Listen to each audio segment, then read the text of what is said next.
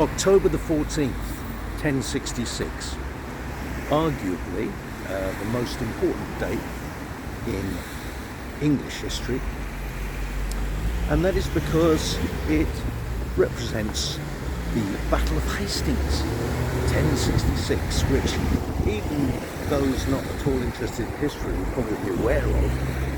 1066. What a date that was. And here I am in the town of Hastings in East Sussex, right alongside the site of the famous battle. This is Battle Abbey here, which was actually commissioned and constructed under the reign of King William the William the Conqueror, because of course he had claimed the throne, taken the throne. A potted history, so much to say about it, but basically the situation was Edward the Confessor, the King of England, he died in January 1066 without an heir, and it left the throne open to numerous claims, the main claims being that of William of Normandy over in France. He said the throne had been promised to him by Edward, but also Harold Godwinson, a very powerful earl, Saxon earl. He also had a very strong claim to the throne. So, what would happen? A conflict, of course.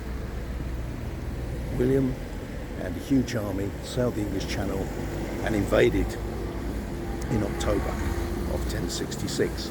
But at the same time, Harold Godwinson and his Saxon army had been called up north, a long way up north, to ward off a threat from his brother Tostig, who had allied himself with the Viking king Harold Hardrada, and together they were going to try and claim the throne as well. So Harold and his Saxons first of all had to deal with his errant brother and the Vikings, which they did at Stamford Bridge, defeated that army and then marched all the way back down south, hundreds of miles at a very quick pace to actually deal with the threat of William and his Normans, who had landed at Pevensey, not far from Hastings here. So it's a very complicated situation. As most, even mild students of history will know, Harold actually met William and his Normans in battle here at Sanlac Hill, which is on the other side of the abbey here. And it's just a peaceful meadow now. I haven't got time to go up there at the moment, sadly. But it's a wonderful place, very peaceful now, full of bird song, quiet, lovely meadow.